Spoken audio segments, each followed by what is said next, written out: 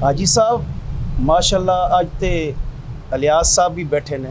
माशाल्लाह जी, कोई वाकई हो जावे कोई चंगा जा। माशाल्लाह जी, क्यों नहीं। अल्हम्दुलिल्लाह अल्लाह करीम दा बड़ा ही करम है। अल्लाह पाक है करम सब ते कर दे। अल्लाह पाक है करम सब ते कर दे। अल्लाह पाक ने अपने और प्यारे महबूब दे दर दी हाज़री अनगिनत मरतबा करवा। पर अल्लाह पाक है मौज जिवें मेरी रब करीम ने लाई ना, अल्लाह पाक ताड़ी भी लावे।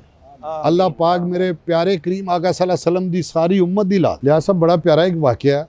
बाबा जी ने, मैं तुहानूं अगे एक वाक़या सुनाया सी कि बाबा जी ने मैनूं मदनी साहब ने पहली मुलाकात हुई तो उन्होंने दो गल्लां दा क्या कि पुत्तर दो गल्लां दा ना ख्याल रखना खास मदीना पाक विच। मैं कहा बाबा जी दसो किहड़ी किहड़ी गल। कहंदे पहली गल ते पुत्तर है वे भाई, भाई कहंदे ने मैनूं, पुत्तर नहीं कहंदे भाई कहंदे ने, प्यार नाल है बजुर्ग ने लेकिन मैनूं भाई कहंदे ने, बड़े प्यार वाले। कहंदे एक ते गल है कि मदीना पाक दी किसी चीज़ विच नुक्स नहीं कड्ढना, पहली गल। दूसरी गल उन्होंने कहा कि अगर कोई मदीना पाक विच चीज़ दवे ते उहदे तो इनकार भी नहीं करना। गदागारा ना इस घर दे, हाय हाय तबरक है ना, गदागारा है ते इनकार भी नहीं करना। यह गल्लां उन्होंने मैनूं दसियां सन, मेरे ज़हन सी, कोशिश ये करना सा। एक दफ़ा ऐसा इतफाक होया कि उत्थे ने हाजी लियाकत साहब, उन्होंने माशाल्लाह होटल है, गुजरांवाले दे रहने वाले ने, बड़े ही प्यार वाले, बड़े ही प्यार वाले। आका करीम ने प्यार वाले बंदे रखिया उत्थे ते बड़े ही प्यार वाले ते उन्होंने होटल है खाने का। किसी बंदे ने दोस्त ने कहा कि यह गिफ्ट है, यह उन्होंने पहुँचाना। उन्होंने कोई सूट सन वो पहुँचाने ने। मेरी उन्होंने पहले मुलाकात नहीं सी।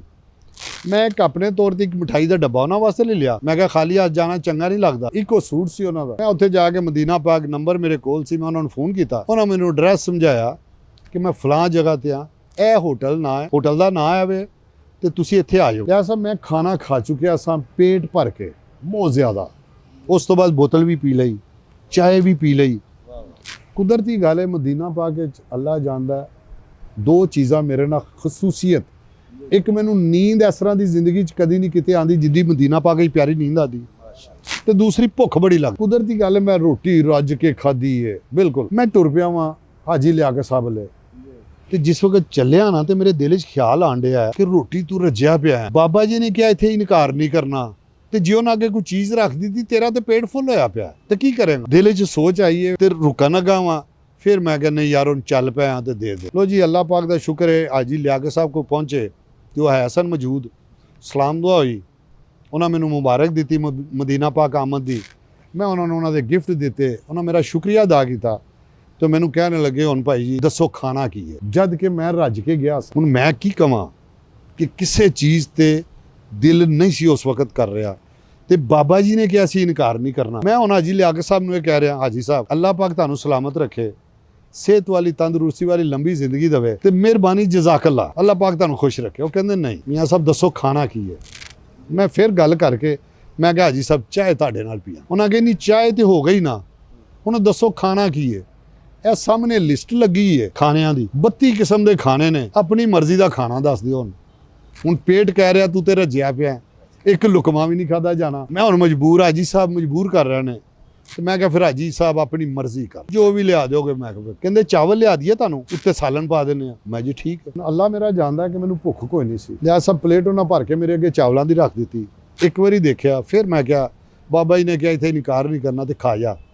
खुदा दी कसम वो प्लेट खाधी तो यही लगे जिवें मैनूं भुख सी। मेरे पेट में कोई असर नहीं होया, अलहमदुलिल्लाह मैं खा लई। उस तो बाद कहंदे हुण चाय पीनी आ, दोवें भरा इकट्ठे बैठ के।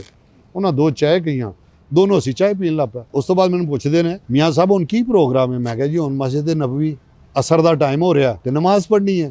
कहंदे फिर दोवें भरा इकट्ठे ना चलीए। मैं कहा जी ठीक हो ना। बड़ी प्यारी एक रस्ते च गल की जिहड़ी मैनूं नहीं भुलदी। कहंदे मियाँ साहब मैं रज्या भी होवां ना, फुल रज्या होवां, खा पी के गया वहाँ किसी के घर मेहमान, तो मैनू प्यारे करीम आका सल्लल्लाहु अलैहि वसल्लम की एक सुन्नत जी है ना याद है कि किसी घर जाओ तो कुछ भी ना करो तो पानी का गिलास एक जरूर पी के आना, पानी का गिलास एक जरूर पी के आना। तो मैं की करना वा, चाह भी पीती है, बोतल भी पीती है, तो मैं मांग के ना उन्होंने को कहना यार चाह लियाओ। हुण मैनू पता है अल्लाह पाक उन्होंने दुनिया ते 7 10 ते आखिरत ते 70, मैं कहना मैं एक चाह पीन दे नाल उहदा जे मैं नहीं पींदा तो उनका तो नुकसान होएगा ना। मेरे रब ने जो रिजक उन्होंने देना है, क्योंकि मेहमान रब की रहमत है, तो अगर मेहमान को कोई खिलांदा है तो उनके रिजक च इजाफा होंदा है। तो मैं कहना यार मेरा पेट खराब होंदा है तो हो जाए यार, इहदे रिजक च ते इजाफा हो जाए। अल्लाह जानदा मियाँ साहब मैं मंग के खा लेंदा जे कि यार इहदे रिजक च कमी ना आवे, इहदे रिजक च मेरा अल्लाह पाक जड़ा कि नहीं इजाफा कर दे। ਤੇ ਗੱਲ ਹੈ ਸਿਰਫ ਇੱਕ ਸੋਚ ਦੀ ਤੇ ਮੁਹੱਬਤ ਦੀ। ਤੇ ਕਦੀ ਵੀ ਅੱਲਾਹ ਪਾਕ ਮੌਕਾ ਦੇਵੇ ਤੇ ਜੋ ਕੋਈ ਘਰ ਵਾਲਾ ਮੇਜ਼ਬਾਨ ਜਿਹੜਾ ਸੁਲ੍ਹਾ ਮਾਰੇ ਤੇ ਕੋਸ਼ਿਸ਼ ਕਰੋ ਯਾਰ ਥੋੜਾ ਬਹੁਤਾ ਖਾ ਲਓ, ਉਹਦੇ ਰਿਜ਼ਕ ਵਿੱਚ ਇਜ਼ਾਫਾ ਹੋਏਗਾ। ਤੇ ਕੈਸਾ ਪਿਆਰਾ ਵਾਕਿਆ ਨਾਲ ਉਹਨਾਂ ਦੀ ਆਖਰਤ ਦਾ ਵੀ ਖਾਸ ਫਾਇਦਾ ਹੈ। ਫਾਇਦਾ ਹੋ ਜਾਏ। ਲਓ ਜੀ, ਬੜੀ ਮਿਹਰਬਾਨੀ। ਓਕੇ ਜੀ, ਅੱਲਾਹ ਹਾਫਿਜ਼।